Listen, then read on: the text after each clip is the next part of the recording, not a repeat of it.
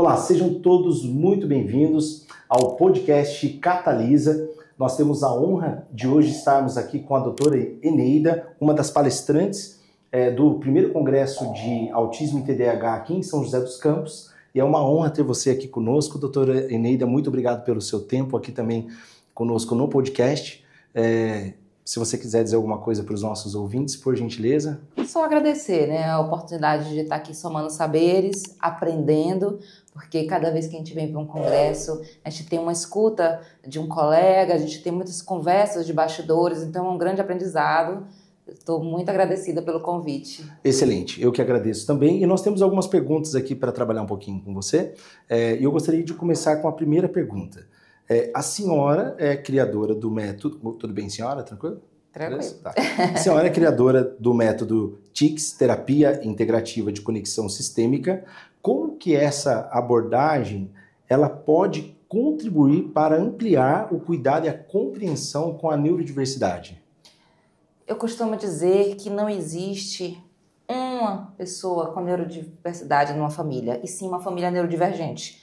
A TICS, ela engloba a microfisioterapia, a leitura biológica, que eu atuo muito com as crianças, mas ela também traz todo o entendimento de dependência emocional, ela aborda pontos emocionais da acupuntura, a gente trabalha nessa técnica de liberações através de toques, e a vertente da família, através da constelação familiar. Então, a TICS em si, eu atuo mais na família, no pai, na mãe. E se esses pais não tiverem na qualidade mental, física, emocional, vibracional, eles não conseguem dar o seu melhor nessa caminhada que é toda a integração de uma criança neurodivergente numa sociedade que diz que está, mas ainda não está preparada para a inclusão. Excelente, muito bom. Em sua trajetória, como que você atua em relação à neurociência e à reabilitação cognitiva, né? E de que forma esses recursos eles podem auxiliar no desenvolvimento de crianças e de adultos com autismo e o TDAH? A neurociência está em tudo. A gente só não tem consciência disso. As mídias usam a neurociência para nos atingir dentro dos seus objetivos. Nós fomos educados e pautados numa neurociência não intencional, então por que não tornar isso intencional? Então, através desses conhecimentos, nós conseguimos trazer novas possibilidades, direcionar tratamentos, tanto da criança como dos seus familiares, e não só crianças, né? Porque essas crianças se tornarão adolescentes e adultos dentro da neurodivergência.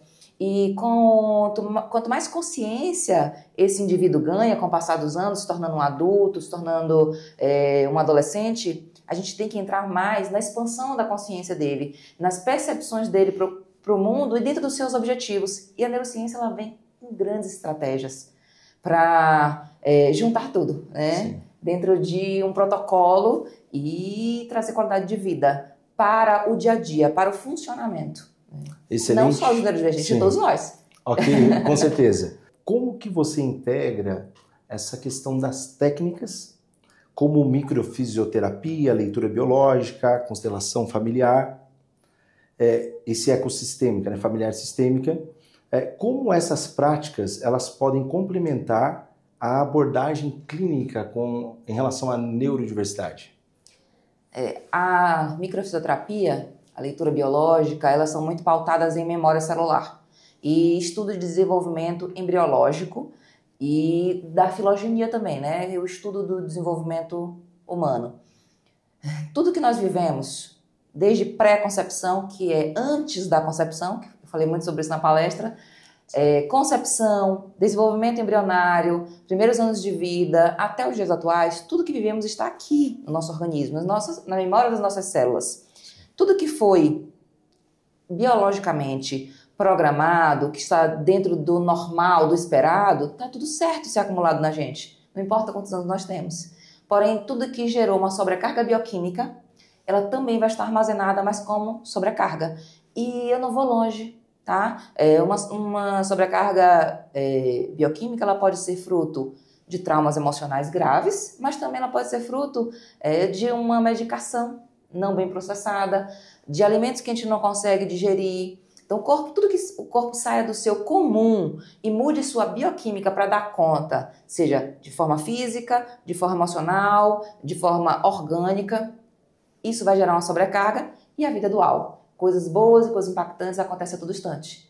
E à medida que a gente vai acumulando o impactante, chega uma hora que isso vira sintoma. Sintoma físico, sintoma emocional, comportamental. E aí que essas técnicas entram. Atuando na pele, através de toque, são técnicas que trabalham com toque. Certo. A gente vai fazer liberação dessas sobrecargas e mostrar para o corpo, olha, você pode eliminar isso. Vamos fazer uma autorregulação a partir daqui. E a gente estimula a autorregulação no corpo e as respostas são incríveis. Excelente, doutora Eneida. Nós no Congresso hoje, nós temos em torno de 80% são profissionais da área da saúde, donos de clínicas, especialistas, né, que atuam com a neurodiversidade. Como que você acredita que essa abordagem integrativa, porque tem muita polêmica, né, em relação a esse ponto, pode gerar um impacto para os profissionais da saúde, quanto para as famílias que também estão aqui, né, e os cuidadores que convivem com a neurodiversidade? A gente precisa de um olhar muito amplo do ser, né? Nós somos seres inseridos numa sociedade.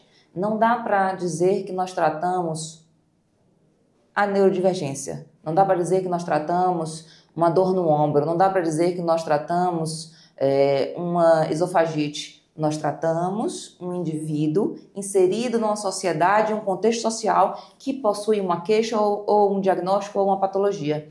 Olhar dessa forma muda tudo. E só quem ganha é o paciente. O que está por detrás desse contexto? Como é essa família? Não dá para tratar um só, porque dentro de um núcleo, a questão de um é a questão de todos. Não existe um neurodivergente na família, existe uma família neurodivergente. Sim. A partir desse ponto de vista. Sim. E isso muda tudo. Okay. E eu acho que quanto mais profissionais de saúde tiverem essa visão, só quem ganha é a população. Sim, e pegando nessa questão da integrativa, como que você poderia compartilhar um pouquinho em relação do que vem somar, né, em relação à medicina tradicional? Você poderia compartilhar um pouco sobre esse ponto? A medicina tradicional, ela tem a sua importância e isso é indiscutível. Sim. Uma visão integrativa para isso é trazer outros pontos além para ser vistos. Então, eu acho que o profissional que tem uma visão integral do ser, ele só melhora, ele só acumula saberes.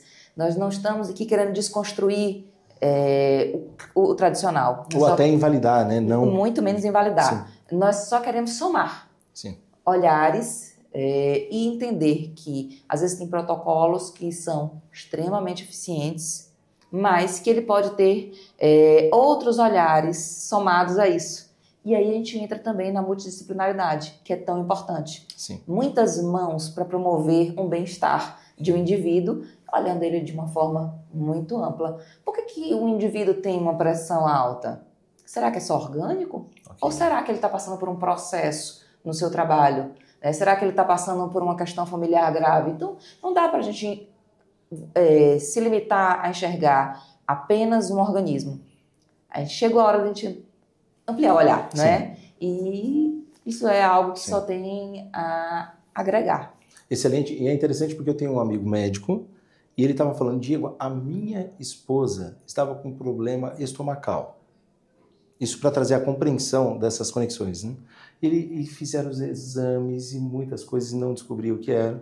Quando eles foram descobrir, era um dente que precisava ser tratado. E quando fizeram o tratamento em relação a esse dente, parou o problema estomacal. Então, essas conexões, elas são levadas para a neurodiversidade porque você enxerga o corpo em outra perspectiva. Uhum. Eu acredito que para a pessoa, para a família, para o leigo, isso é muito precioso, porque tem outras ferramentas a serem buscadas também para somar, junto até com um especialista tradicional, né, em relação com essa visão tradicional, para que realmente possa ser um pouco mais assertivo, né? Falando aqui agora, sabe o que eu me lembrei?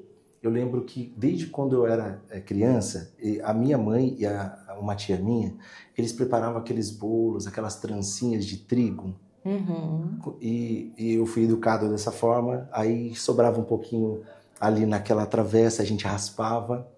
A intenção era boa, só que aquele glúten e o açúcar estava intoxicando, inflamando o intestino e afetando diversas áreas do corpo. E é interessante que quando eu comecei a ter o contato com a integrativa há alguns anos atrás, porque eu não sou médico, não atuo na área da saúde, sou empresário, sabe quando você, aquela caixinha que abre, nossa, toda essa conexão. Encanta. Isso aí encanta, porque aí eu comecei a transicionar. Hoje eu pego os meus filhos, então eu pego, por exemplo, o substituto de um trigo que vem sem glúten, talvez eu ainda precise melhorar, mas uma farinha de aveia, alguma outra coisa assim, ou sem glúten, então açúcar mascavo, e a gente tem um tempo gostoso em família, porque o que eu vejo com muitas famílias é que eles ficam chocados com a transição que precisa ser percorrida ao longo do processo. Não, mas eu gosto tanto de tal alimento, mas talvez esse alimento específico pode estar sendo um disruptor para tanta coisa na vida do filho, né? Exato. Então, é mais ou menos nessa linha? Isso, e as pessoas elas têm uma percepção muito equivocada de que a comida saudável ela não é saborosa. E tem tanta coisa que dá para fazer trocas e continuar com um sabor incrível. E trazer uma alimentação saudável para os seus filhos, como você está falando aí, é ter uma visão muito além. Eu amo meus filhos e eu quero o melhor para eles. Sim. Não só na educação deles, mas também na saúde deles. Perfeito. E às vezes as pessoas falam assim, você é um pouco radical, parece que tudo faz mal. Eu falei, nunca se viu tantas patologias nos rodeando. Antes você falava assim, eu conheço alguém que conhece uma pessoa que tem câncer, que tem Alzheimer, que tem Parkinson, a gente ouvia falar, né, desses diagnósticos que agora fazem parte da nossa família, que está debaixo do nosso teto. Okay. E se a gente não modificar os nossos hábitos de vida, de alimento, trazendo alimentos mais saudáveis, não só os que inflamam na forma digestiva, como o glúten, como o leite, como também evitando alimentos que estão inundados de toxicidade, como agrotóxicos. Somos os campeões em agrotóxicos no mundo. Então, a gente tem esse cuidado da alimentação, mas também uma diminuição da exposição às ondas telúricas, né? Não sabemos ainda o que isso vai causar. Tem coisa que não dá para evitar. Hoje, o celular ele carrega toda a nossa vida bancária, nosso trabalho. A gente não tem como se desconectar disso. Não dá para frear a tecnologia, não dá para sair do mundo. Mas tem muitas mudanças que dá para fazer. Diminuir o tempo de tela das crianças, estimular a brincadeira, porque você e eu temos mais ou menos a mesma idade. Certo. Então, o quanto que nós aprendemos na brincadeira do dia a dia, no lúdico, quanta interação nós tínhamos, quanto desenvolvimento neuropsicológico nós estávamos fazendo ali naquele momento do lúdico que as crianças não têm mais. Okay. Elas se comunicam hoje apenas por celular. Sim. E hoje você vê uma rodinha de adolescentes onde todo mundo está na mesa com o celular na mão. Sim. E quando você fala, vocês não estão falando entre vocês? Então sim, a gente está mandando os links do que a gente acha interessante. Sim. Então, a desconexão está muito grande. Sim. De pessoas, de família. Nós não temos mais rede de apoio. A família virou o núcleo que mora debaixo do mesmo teto. Antes, as pessoas eram totalmente conectadas. Moravam-se perto. Irmãos, a mãe, o pai, todo mundo morava mais ou menos perto e todo mundo era uma rede de apoio um para o outro. Aí eu pego seu filho na escola, eu cuido de fulano que adoeceu para você ir trabalhar. A gente tinha essa conexão. Hoje todo mundo tem medo da emoção do outro. Okay. Minha mãe me gera gatilho, meu irmão me gera gatilho. E você não gera gatilho no outro? Perfeito, sim. A gente tem medo e a gente foi se desconectando, vivendo agora de forma isolada. Moramos longe de sogra, longe de pai e mãe, a gente quer morar longe de todo mundo para evitar problema. E nos queixamos que não temos mais rede de apoio, que não temos mais apoio psicológico e emocional da família, que estamos nos sentindo sozinhos. Mas o quanto que nós construímos essa solidão? Nós somos seres sociáveis. Sim. Então a mudança ela é muito profunda. Okay. Ela é social, ela é no alimento, ela é na vibração. O que eu estou vibrando? O que eu estou vendo? Que tipo de música eu estou ouvindo?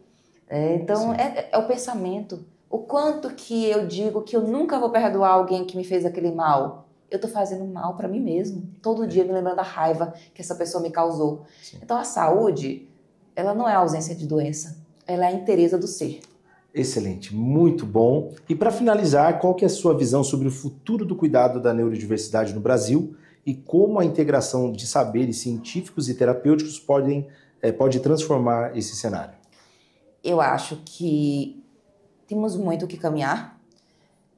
A coisa está longe do que gostaríamos, mas esse ano foi um ano de mudanças significativas, onde tivemos avanços em várias áreas que interferem na neurodiversidade, e tanto a título de estudos como a título de direitos. Eu acho que foi um ano muito interessante, mas a família atípica sabe que está longe do ideal. Ok. Estamos construindo um caminho e eu acho que o nosso futuro é um futuro promissor, desde que a consciência chegue do que precisa ser modificado através de políticas públicas e através de hábitos do lar. Ok. E os profissionais de saúde também, precisamos, né, ampliar nosso olhar cada vez mais. Se caminharmos nessa linha, teremos um futuro melhor. Excelente, quero agradecer o seu tempo. Estivemos aqui com a doutora Eneida Bonanza, foi uma honra, grato por compartilhar esse conhecimento conosco. Você quer deixar alguma última palavra para os nossos ouvintes? Eu tenho só a agradecer. Para mim, como eu disse desde o início, é muito bom estar num ambiente acadêmico como esse. A gente deixa, mas a gente leva muito, e que outros movimentos como esse estejam sempre em produção no nosso país, porque só quem ganha é a sociedade. Excelente. Muito obrigado, doutora Eneida. Obrigada. Obrigado por você, pelo seu tempo também, e fique ligado no podcast da Catalisa.